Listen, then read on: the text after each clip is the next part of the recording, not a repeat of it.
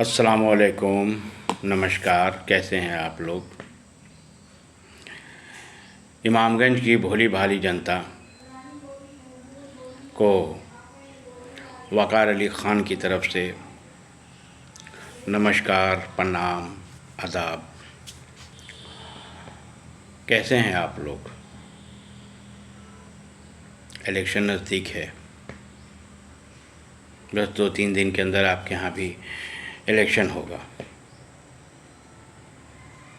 तो मैं आपसे ये बात करने आया हूँ कि अपने वोट का आप सही इस्तेमाल करें। अगर किसी के कहने पे गलत आप इस्तेमाल करते हैं, अगर किसी के कहने पे आप गलत लोगों को जिता के यहाँ से भेजते हैं, तो वही होगा जो अब तक होता आया है। ए भाई, कब तक आप किसी के बेटे के नाम पे, किसी की बहू के नाम पे आप वोट देते रहेंगे।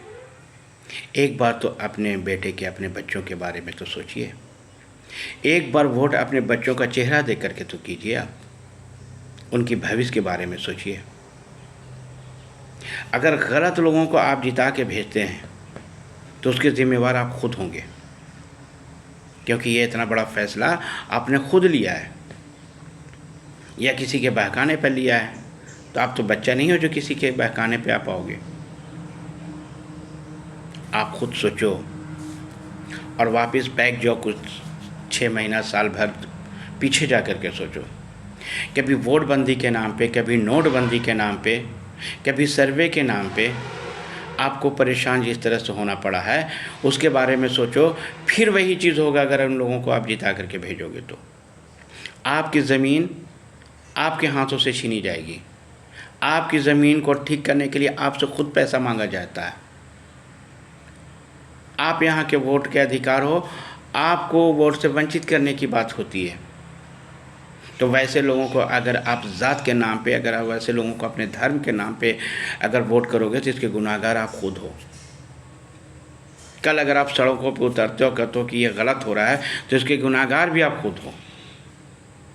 आज पैसा लेकर के कोई अगर नेता आपके पास आता है और चंद पैसों की लालच में अगर आप आके गलत लोगों को वोट देते हो तो उसके गुनाहगार आप खुद हो। यही तो है समय आपको सही फैसला लेने का। यही तो वक्त है जो आप उनसे बदला लेने का। कुछ लोग कहते हैं, जाएंगे आपके पास, बोलेंगे कि इस राज्य में सड़क बन गया, इस राज्य में बिजली बन गई। तो बिहार कोई पहला ऐसा स्टेट नहीं है जहाँ पे ये काम हुआ है। ये पूरे हिंदुस्तान में हुआ है, हर स्टेट में हुआ है ये काम। कुछ अलग करना था तो यहाँ पे रोज़गार लाते, कुछ फैक्ट्रियाँ लाते।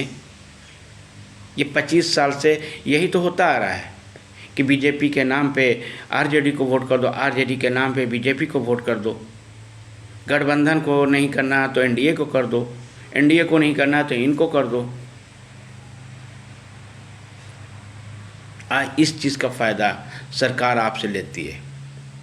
जो पूंजीपति हैं वो पैसा फेंकते हैं और आपके वोट को ख़रीदते हैं।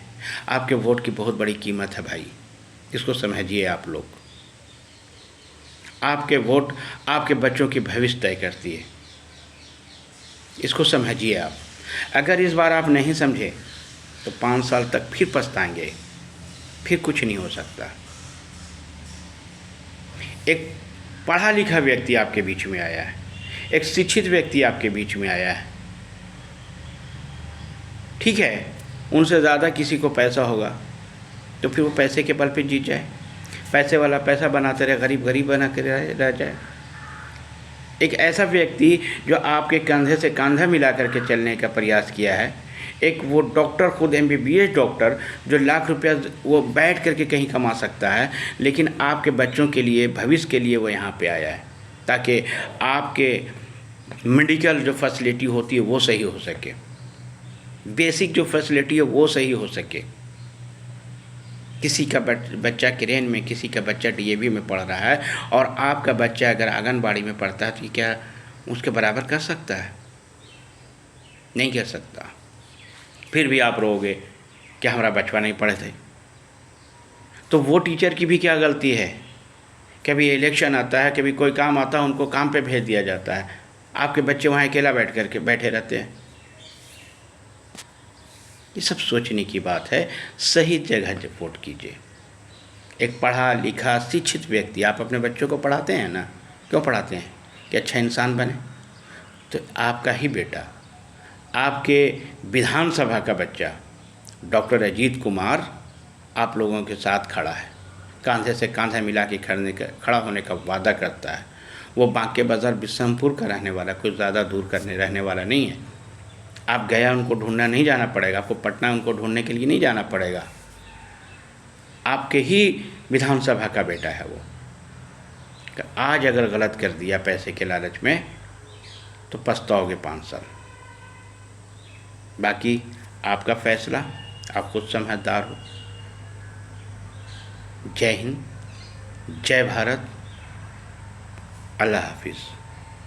लेकिन हाँ, बैग छाप क्रमांक संख्या 2 पे डॉक्टर अजीत को वोट दे करके उनको विजय बनाएं। सोचें एक बार, आप ज़रूर सोचना।